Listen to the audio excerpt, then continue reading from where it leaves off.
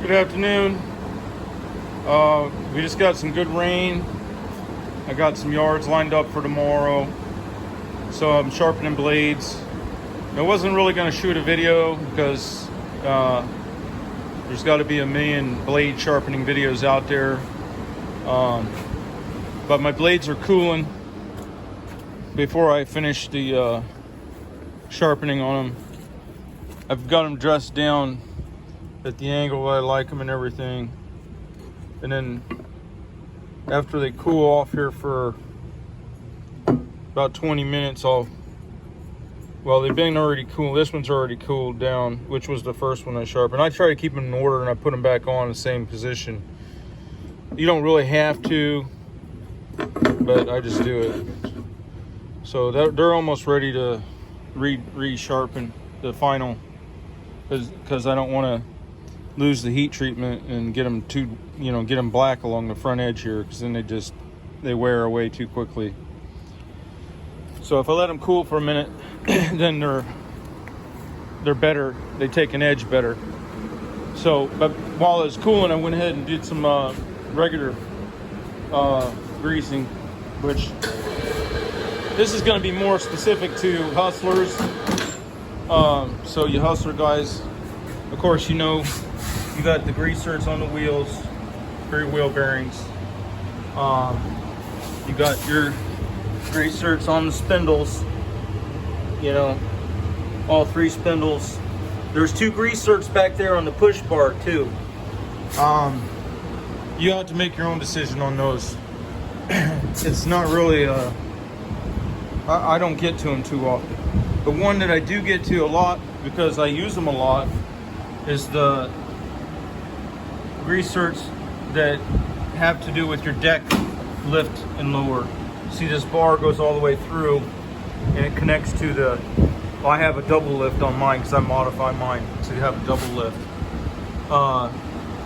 So every time you're lifting that deck up and down, it's rotating inside of this carrier, and so it's real important to keep those greased. And then there's another set of them back here on the back, right here and over here. There's a grease zerk. Okay. Then the other thing you got to do on these machines, I don't like to get mine wet, because mine are older machines. They're going to get wet. But you see, mine are older and they got a chance of getting moisture in here. So most of my cleaning is going to be dry. So a lot of times it's just a blower. But then there's other times when there's a couple specific areas that I like to use the air chuck on. So,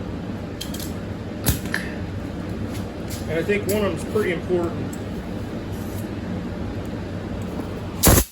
So on this side, this is not as important. It adds to functionality. These quick shoots, though, if you ever get where they're not closing, they're hard to open. When you open them, they only go like so far, and then they want to flip back down. It's because of this dirt right in here. So the easiest way is just to take that. I keep that, and I also WD-40 the circulation points on it. So that takes care of that. But the one that's important that you should be doing, I think a lot of people miss, is on the Super Z's. Hang on, my hose got hung up here.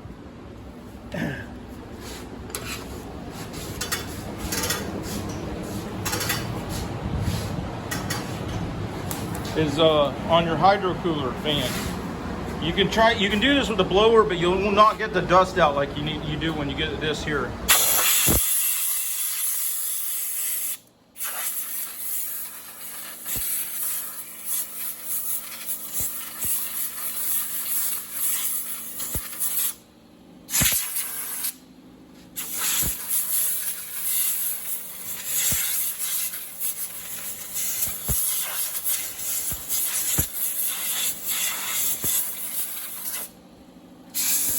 got an oil cooler there.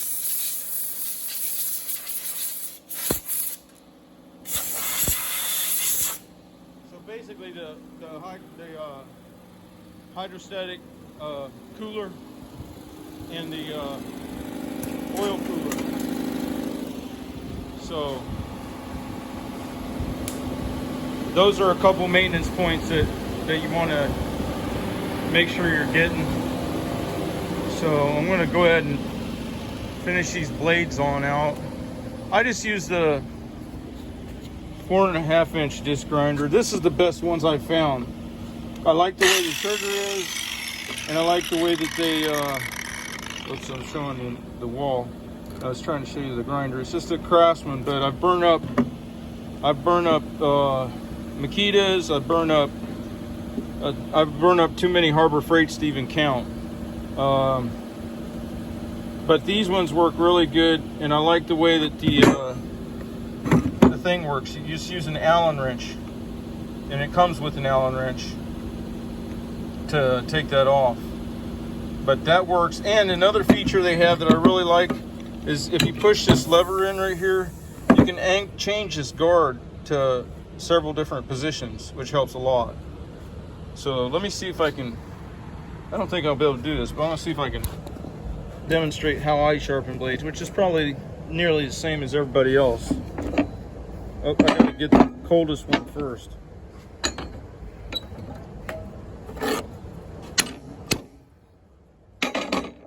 My vise doesn't work that great because it's out here in the weather, you know. So what are you gonna do?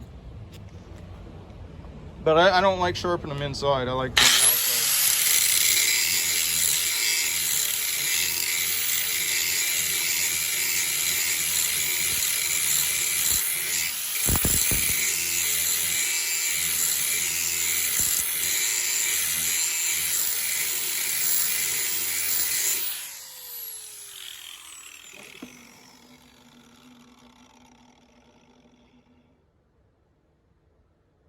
Well, you get the idea. I do a lot of movement back and forth to keep them cool, but it's just too hard to do with one hand.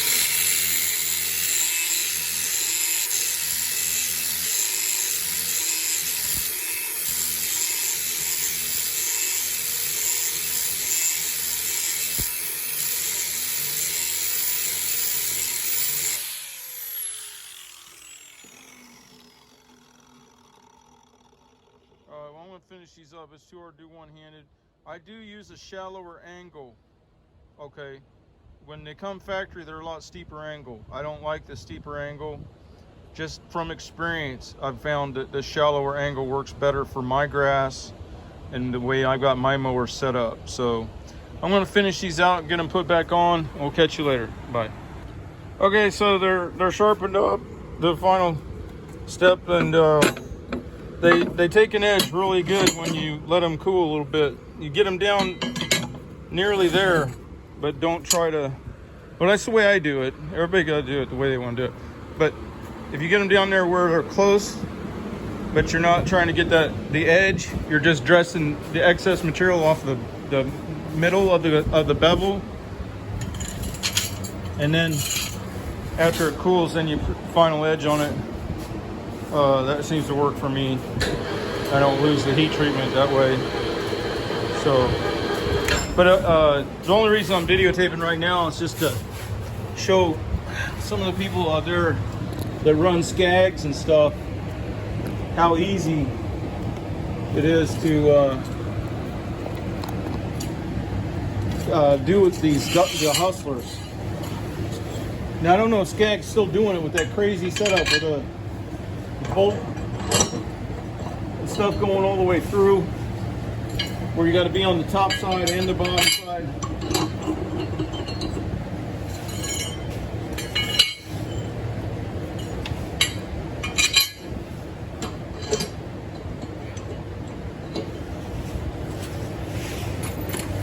But this is how you do it on a Hustler.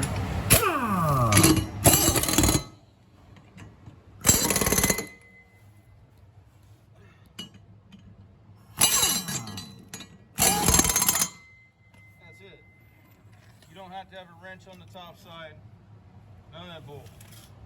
By the way, don't ever buy one of these Cobalt guns. Every time you lay them down, it switches sides. You go to grab it and you think you're tightening a bolt and it's loosening, or vice versa. I don't, that's almost criminal. It's hard enough doing mechanical work to have an annoyance like that built into something that's just asinine. There's no place for it in industry or anything. For that reason alone, cobalt should be ran out of the industry. Seriously, that there is no place for that kind of behavior in this today's age. There's too much else going on we need to worry about. But anyway, also on these mowers, on the Hustler, so you pop that chain off, releases the tension. You got one single belt that runs all the way back to the hydro, or to the PTO. Now I can't understand how anybody would think that a driven shaft or a double belt system with one belt feeding the deck and one distributing the torque to the other spindles. I can't understand that mentality. You saw how easy it was to put a deck on and off of one of these machines. I can't hardly think that you would have the same simplicity and ease with shaft driven. Well, maybe with shaft it could have a splined input shaft that would slide off. But I think it was Skag that was running a feeder belt and then a distribution belt on the deck. I can't see that. I don't know if they still are. But anyway, this mower's ready to go then. I know it's not a beauty queen, but I can tell you one thing, it gets the job done. Like no other mower I've ever been on. But part of it is because the deck sticks out a good amount on this side, and that lets me get in tight to places, even more so than the 60, because on the 60 it sticks out a little bit, but you're narrower overall, so the operator's head's getting beat the hell out of to get the edge of the deck in the same spot as you do with the 72, or if you're trying to get under trees or brush. All right, well, I'm going to get on to something else, so talk to you later. Good morning, everybody. Just finishing up this yard. I wanted to show you something that happens to me sometimes. You'll have a good customer mow for them for years, and then they go and put up a fence. And they don't bother to find out what kind of opening you have or anything like this. But if you take a look at that gate, size of it and everything, it's nonsensical. I can't fit a 72-inch mower through there. I can't even fit a 60-inch mower through there. How many different mowers do they want me to haul on the back of my little truck and trailer? And why do I use a little truck and trailer? To be as efficient as possible, so I can give them the best pricing possible. So it's not a matter of adapting to this situation. What you got to realize, it's a mentality. This is not a singular occurrence. If you bend over for people like this, pretty soon you'll never get a chance to stand up. So I no doubt will end up losing this customer, and that's fine by me. Right now they're still paying me full price because I do the weed eating, and they rightfully should. It doesn't tax me one bit to make the 6 or 8 passes it takes to mow this backyard, if I could get my mower back here. Once the weed eating and the blowing off is done, that's the hard part. So, you know, these people that do stuff like this, you're not going to overcome it by adapting to this singular situation. This, a lot of times, is about control, and they just want to keep bending you over and trying to dictate how you do your business. I even had a customer once tell me straight up, well, you're growing and you should be getting into a bigger truck with multiple mowers, and if you don't get you know, this or that, I'm gonna let you go. I do better quality than anybody with any of those things. The difference is I don't charge as much. But this guy couldn't come off of an extra $5 to save his life, even though he had 2 Corvettes and 3 personal homes he lives in. I mean, it's just ridiculous. So he come from a military background, and you could tell that his whole gimmick was about being able to boss people around and try to dictate to me how I run my business. So you got to be careful of people like that, because you go get the big truck, you'll get the multiple mowers, and that's something you got to fight all day long, every day. Instead of walking 10 feet from where my accessories are to the back of my trailer, you're talking 30 plus feet for a full size with a big landscape trailer. And that adds up through the course of the day.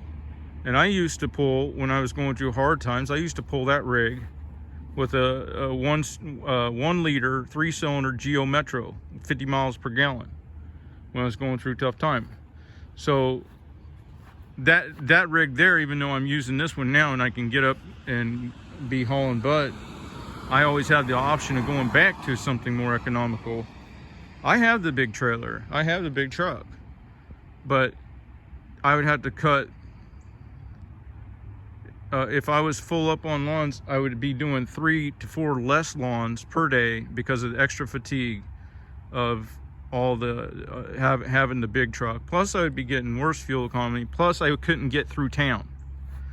There'd be multiple situations where instead of just using the left portion of my lane and making it through or whatever, then I would have to be slowing to a stop and then re-accelerating with the bigger truck. So anyway, I'm gonna finish this one up, and we'll catch you later. Bye. So here's another example of the fence coming in, and in this case the gates are only 25 inches wide. So what happened here was they have dogs that they put in there, and they wanted me to weed eat all that. But as you saw in my first video, how I had a hookworms infection real bad, and this lawn stays so wet, I think that helps them parasites like that transfer the moisture. But so no, that wasn't going to happen. But they just caught themselves a bunch of extra work by putting that in, because I'm not doing it. I still get paid the same amount. And it's just that now they have that to deal with. They have to take care of that on their own. So could you imagine, there's another size mower that have to go on my rig. 52 for that last one I just showed you, and now 21-inch push for this. So at what point do you stop adapting and appeasing to these ridiculous scenarios that are self-imposed? At what point you want 5 trucks coming in to mow your yard with a crew of 10, pulling infinite number of different sized mowers for every situation? It ain't going to happen with me. All right, I'm going to go on to the next one.